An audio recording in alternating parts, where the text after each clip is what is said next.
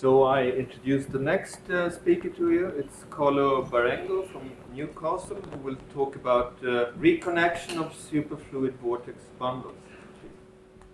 Thank you. Now, before I start, I would like to give credit to Sultan Al-Amri and Anthony Wood, who did the actual numerical calculations, which I'm going to show you in a moment. So I'm going to talk about quantum fluids, that is superfluid helium-4, superfluid helium-3, neutron stars, and a large variety of atomic Bose-Einstein condensates. Now, what these systems have in common is that there is macroscopic quantum behavior. We have an order parameter, which is a complex number, some kind of wave function, macroscopic wave function, with an amplitude and a phase. And it is a fluid system. We know how to associate a density to the amplitude of the order parameter, and also velocity field to the gradient of the phase. I shall use indices S to stress the fact that we have to do with superfluids, and I also shall use words like superfluid, condensates, etc., without distinguishing much, because for what I'm concerned here, there is no difference. Now, the very interesting feature of these systems is that there are very strong quantum mechanical constraints on the rotational motion, as you have learned during the first day of this workshop. The circulation of the velocity field around a vortex is fixed. And a vortex line is the only kind of rotational motion which can take place. So what is a vortex line actually? It is a region in space where the real part and the imaginary part of the order parameter go to 0. So this line is like a defect. Some people call it a topological defect of the system. And around this defect, we have this circulation with fixed strength. Now, the velocity field is the classical velocity field of a vortex line, the 1/r dependence of standard fluid mechanics.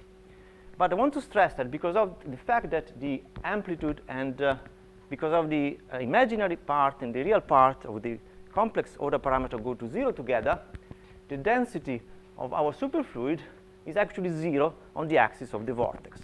So we have diverging velocity field, but 0 density.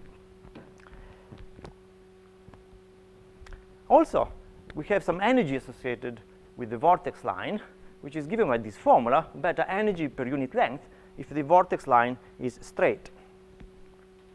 Now, what is rather interesting is when you have a system such that there are many vortices, they interact, and we have quantum turbulence or superfluid turbulence. So there is a variety, actually, of turbulence systems with slightly different physics, depending whether you consider helium-3, helium-4, Bose-Einstein condensates, high temperatures or low temperatures.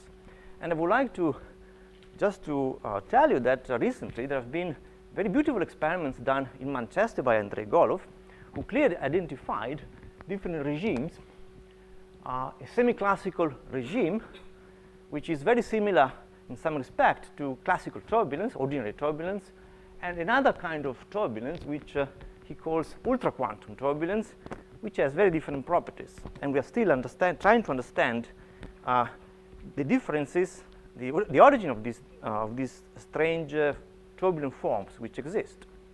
There are also beautiful experiments done in rotating systems, for example, at Helsinki, where the turbulence is in a rotating state, so we have things like twisted vortex states or very polarized turbulence. Now, what is typical of these turbulence systems is that there are vortex reconnections.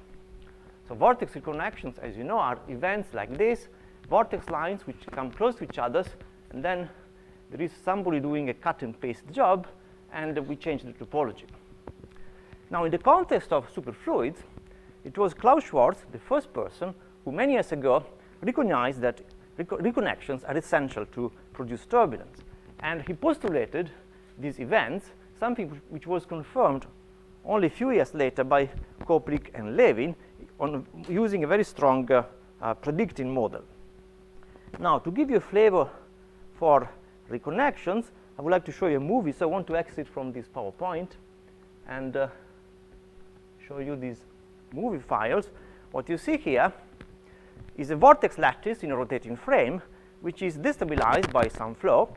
And if I show the movie again, you will see that there are waves on the vortices which grow in amplitude, and at the first reconnection, the system of vortices is scrambled, and we enter eventually into steady state, statistical steady state regime. You see now reconnections now taking place, and here we go. We have this state of turbulence.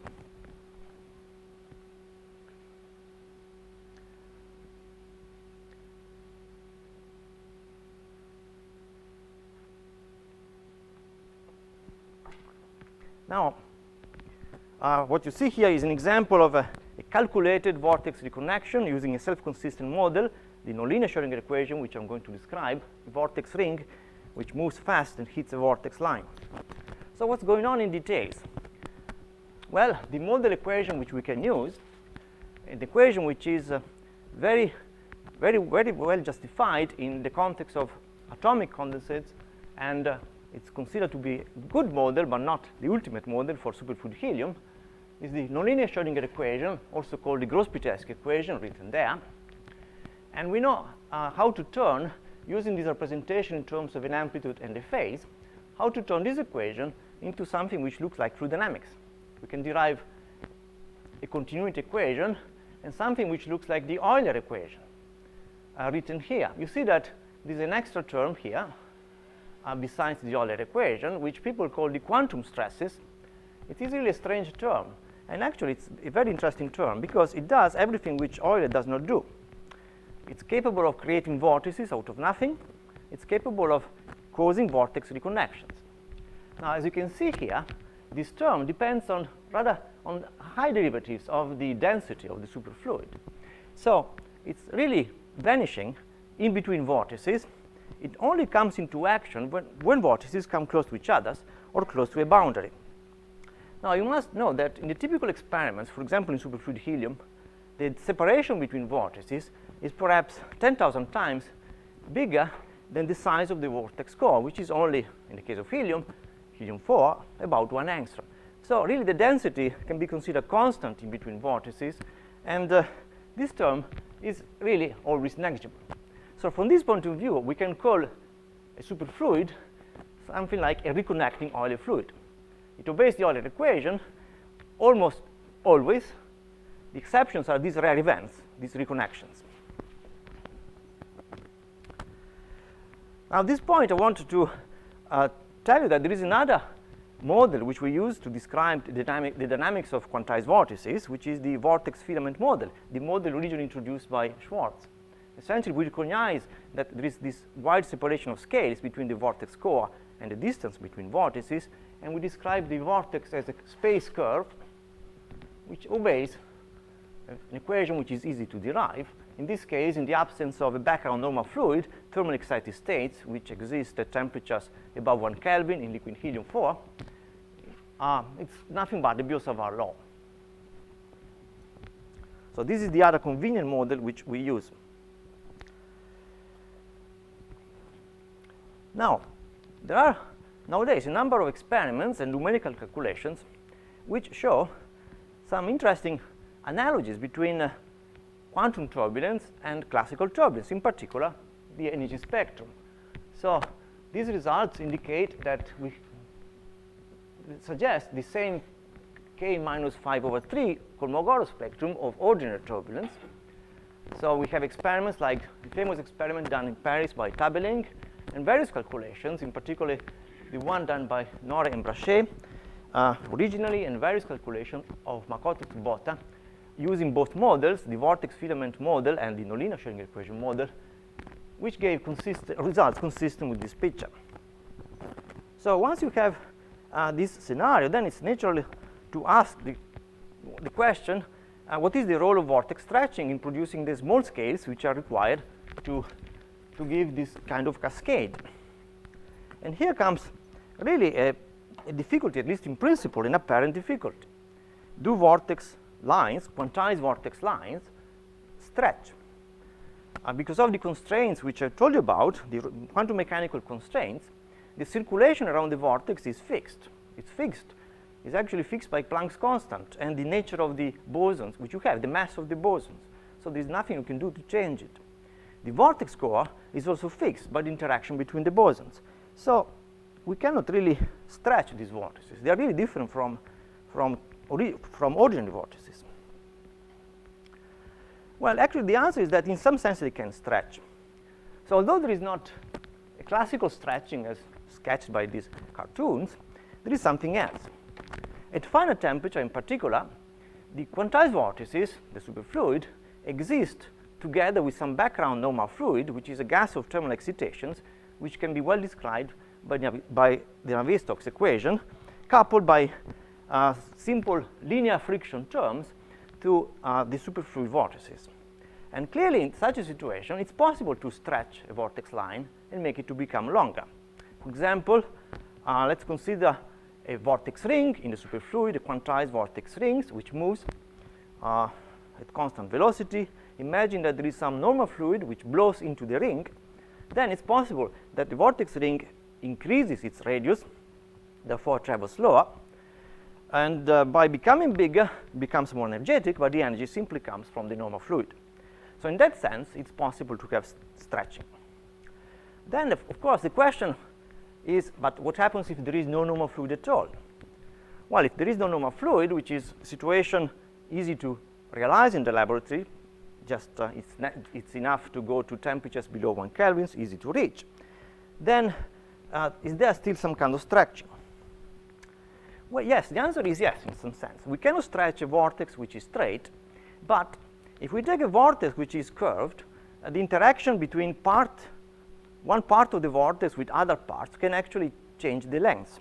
Similarly, the interaction between different vortices can actually increase the length, although the total energy remains constant.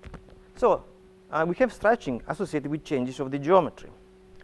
So to illustrate this, I pick up from a recent JFM a computed picture of some coherent structures of classical turbulence, regions of high vorticity, and I picture in my mind that something like that takes place in turbulent superfluid helium.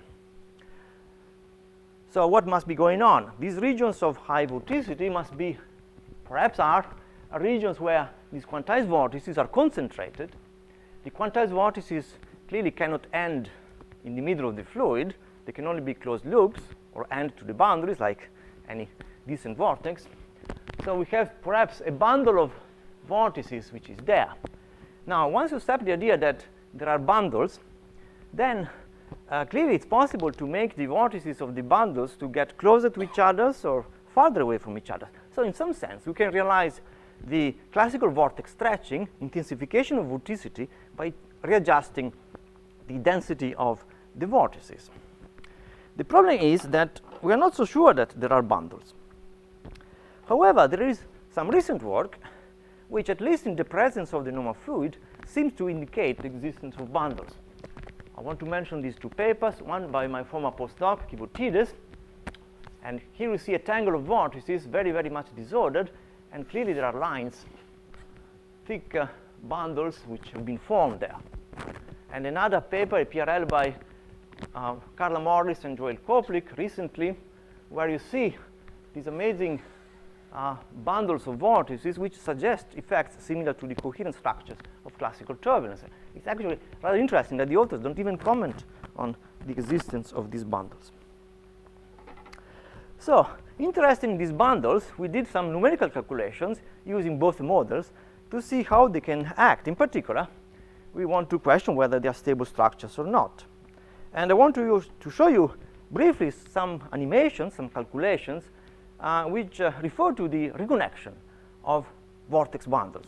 So in these animations, we take, using either model, we take a bunch of vortices, all aligned in the same direction, and then another bunch at 90 degrees from the previous bunch, separated, and let them go and see how they interact. And again, let me show you the movie by closing PowerPoint, for example, this. So this movie is a calculation done with the nonlinear Schrodinger equation.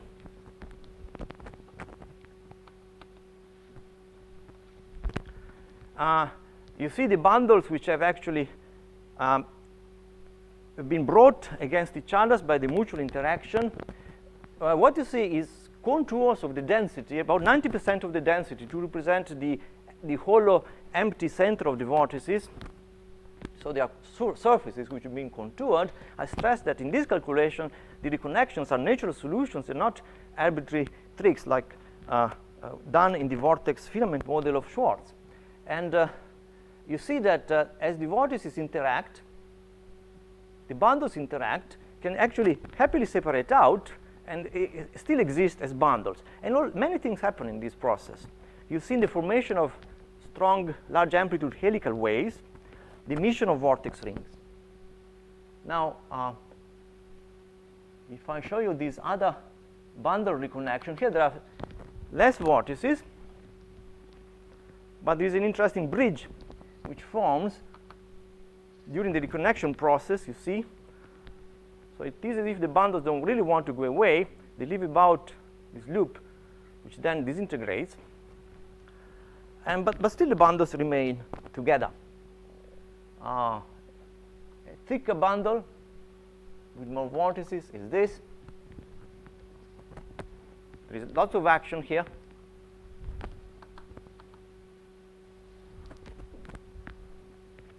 So you see that the feature is very generic. No matter how we try, these bundles survive the interaction, generate helical waves, and they tend also to emit vortex loops. But they are structurally stable in the sense they're recognizable after the interaction. So if one looks at properties of the bundles during this process, one sees the following. So this is a calculation done using the Schwarz model, vortex filaments. You see that the length of the vortex system has increased by a large amount.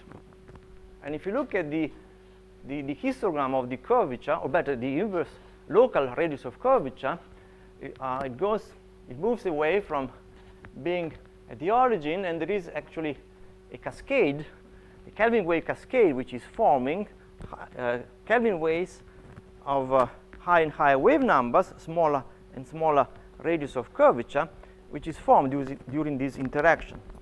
And the same happens using the self-consistent nonlinear Schrödinger equation model. The same process. Again, we have this large increase of the length, which is taking place. Now, the advantage of this model, of course, is that there is really nothing which we can do to change the result. There is no arbitrary parameter there, unlike the vortex filament model. And the energy of the vortex system can be computed precisely. So in this particular example, these snapshots, the energy was conserved up to 0.1% during the evolution, and we have an increase of the length, which is of 30% or even more. Now, of course, it's not only these simple systems of straight bundles which interact and reconnect. You can have also other structures, such as vortex rings. This is vortex filament calculation, rings interacting. I apologize for the change in speed of the animation. So we changed the time steps at which we saved files. So we have actually 5 vortex rings, which are initially linked in a bundle, initially linked to 5 other rings, and at the end of the evolution, they totally separate out.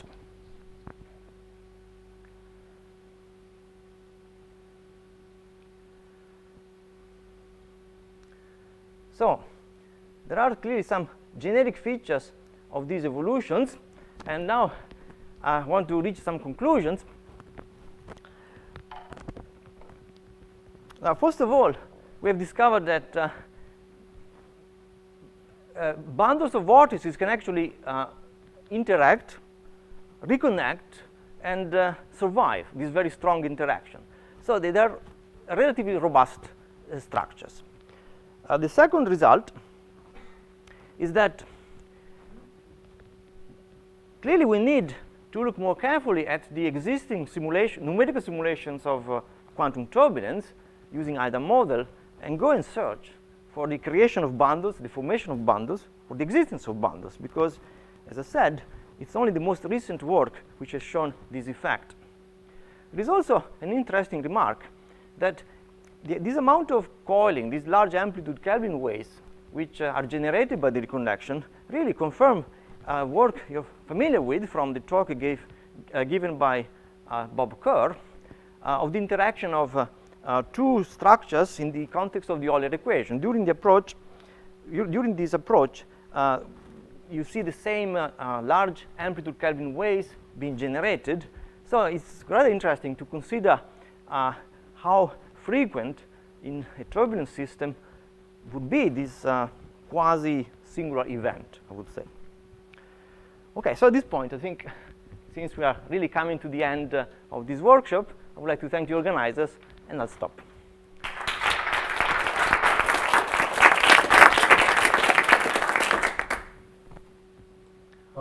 Taking up on the question of the last number 3, could it also be that vortices just like to be twisted naturally?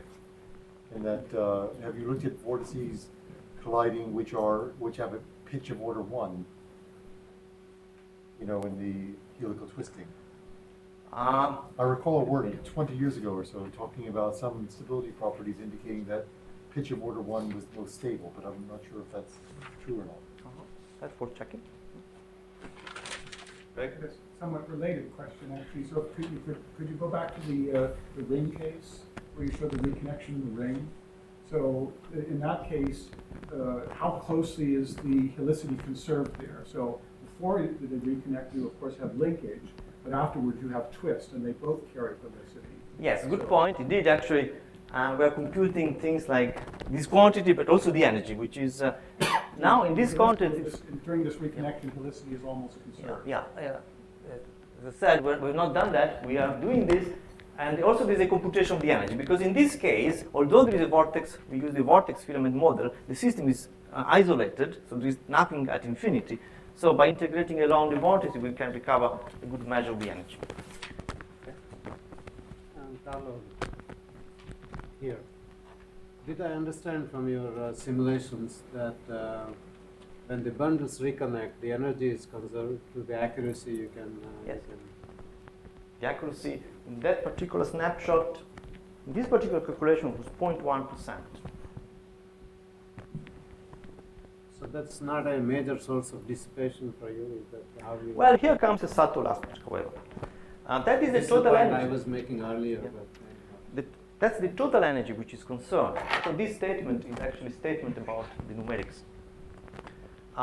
There are other things which are going on, however. You see in this cartoon, you see these tiny vortex rings, okay? Gusted vortices. But we know from a paper, from some work which I did with Charles Adams about 7 years ago, that associated with an individual reconnection, there is also some loss of kinetic energy, which has become sound energy. There is an intense rarefaction pulse which is emitted at the very reconnection. So it's not a major energy loss, because the typical length scale of this pulse is very, very short. It is of the order of the coherence. But the reconnection was definitely lose a bit of energy, of kinetic energy, turning this kinetic energy into sound. So if you picture this cartoon, you should also see some bit of sound waves being emitted. But of course, in the process, the total energy remains constant. Well, I was going to ask, what is the expression for energy when you have both the length term and the interaction term? And is it a quantity that is conserved by the modified Euler equation? Yes, the total energy is conserved, yes. The energy is conserved. As I said, answering Greg, the calculations which are doing at the moment are trying to work out, possibly with relatively high precision, how we change the energy of a vortex system which is actually very, very wiggly. We don't know it for sure. We know from these simulations that we can do it rather well, but it's a very important question because it has to do with turbulence at a very low temperatures. Imagine that you have a vortex line which is extremely wiggly. And imagine that it is a vortex line in quantum turbulent state at very low temperature. So there are lots of reconnections. So what happens? Well, the velocity fields in the middle of these wiggles is zero because there are cancellations. So we can actually increase the length forever, perhaps, at no cost. The energy remains constant. I've done years ago. I think 5-6 years ago with Demos Kyphotides, we wrote a paper, it was PRL, I think, 2002. We computed the fractal dimension of a vortex angle. So the good question is, the question which we did not address in the paper, and referees did not really spot, I regret, did not explore it then, is what happens over a long time. Will the length become infinity or very, very large while conserving the... Will the energy remain constant, of course, but the length increase to infinity? And the dimension increase forever? We don't know.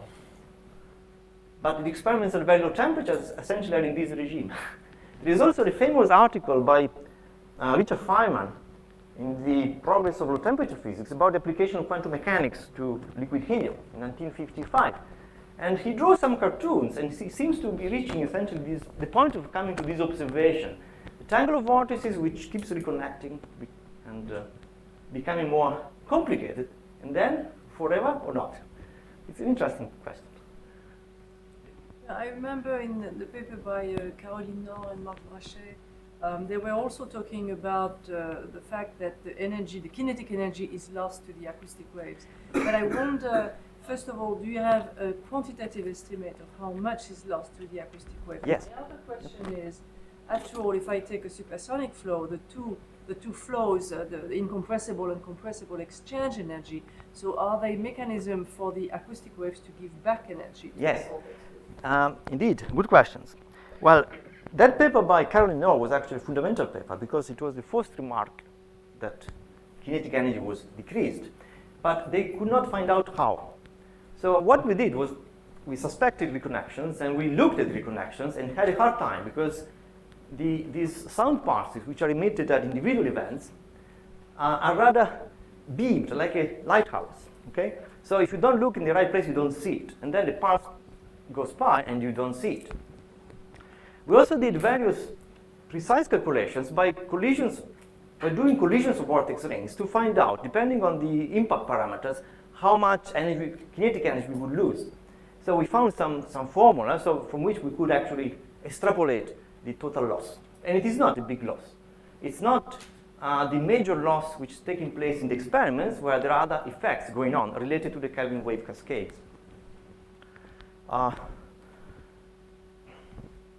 Sorry, what was it? I was asking whether the waves. No, the last question. The waves. Oh yes, that's part. That is also true. It's after essentially the year 2001, 2002, when we were certain that we could turn kinetic energy to sound, we started asking the question, can we do the reverse? Exactly. And the answer is yes. I think the best proof is obtained by considering a Bose-Einstein condensate in which your superfluid is trapped. Now, if you place a vortex in the condensate, typically a pill-shaped condensate, it has to go around, essentially orbiting inside the condensate. Now, as it goes around, it accelerates, it changes the velocity, so it should emit sound, and it does. But the sound is actually reflected back and reabsorbed by the vortex. How can you prove it for sure? Well, there is a very simple trick. You make a condensate which is not the usual harmonic trap, but it has a kind of Gaussian dimple. And you can tune the height of the dimple so as that the vortex cannot escape, but the sound which you see, because it's a numerical simulation, can escape. And then the vortex actually loses energy spectacularly and drifts out of the dimple. So this process can be reversed. But I think the most dramatic example of this process, sound into kinetic rather than vice versa, is a paper with Natalia Berloff, where we simply considered the implosion of a bubble inside the superfluid. What we had in mind was cavitation, which is known to produce vortices in superfluid helium from some experiments in the 80s. And by looking at what happens from this implosion of the condensate, we got a beautiful result.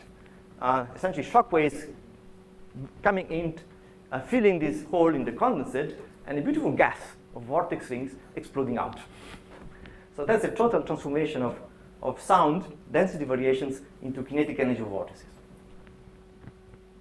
One more question. Yes. you perform the same calculation both by the vortex filament model and the Gross-Pitarski model. Yes. Do you find any clear difference between them? Well, no, the results, the major results, the formation of helical waves, the structural stability of the bundles, they are the same. Of course, you cannot compare them exactly. You cannot really, unfortunately, test one against the other. And the reason is that, of course, that they refer to different regimes because of the nature of the vortex filament model. You must assume a filament, so there is a parameter which is a cutoff parameter, etc. So, however, I think one can take this calculation as I think is now the best, in my view, the best example of that the vortex filament model agrees with nonlinear Schrödinger. So it's a very strong test of the vortex filament model, if you want to put it like this. Probably the best. Okay, thank you very much.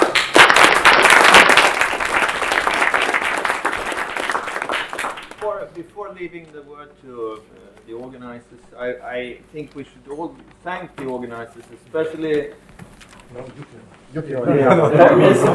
especially Professor Yuki Kaneda, Peter Davidson, Rich Kirschwell, Peter Batello, and David Ritchell with a big applause. Thank you.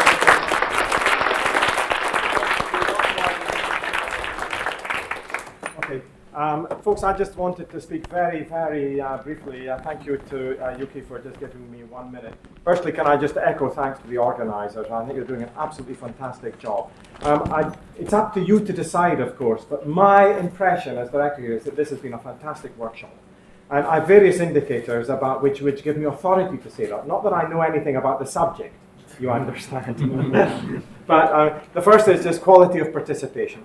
It's clear, volunteer to me has been tremendous, and I'm really, really grateful for that. But the other I have other indicators. The first is the level of noise in tea and coffee breaks, which has been really fantastic. The second is the density of coverage on blackboards, which has been really, really good. And I have an absolute touchstone. And that is whether the blackboard in the toilet has been used. And I'm delighted to say that I've seen real work on the blackboard in the toilet, and that's fantastic. I don't think we'd be allowed nowadays to put blackboards with chalk in toilets because it would be somehow unhygienic, and health and safety with chalk dust would have us. Anyway, it's really great to see it used. And in fact, I've only seen it once before this week. The blackboard had writing on it, and I took a photograph of it. I got the urinal and the blackboard together on a photograph. But I saw, and it was twice this week, but I discount the one equation on the blackboard at the moment, which is E is not equal to MC squared. Anyway, a big thanks from me. It's been great that you've really, I think, made fantastic use of these facilities. Wonderful. Thank you very much.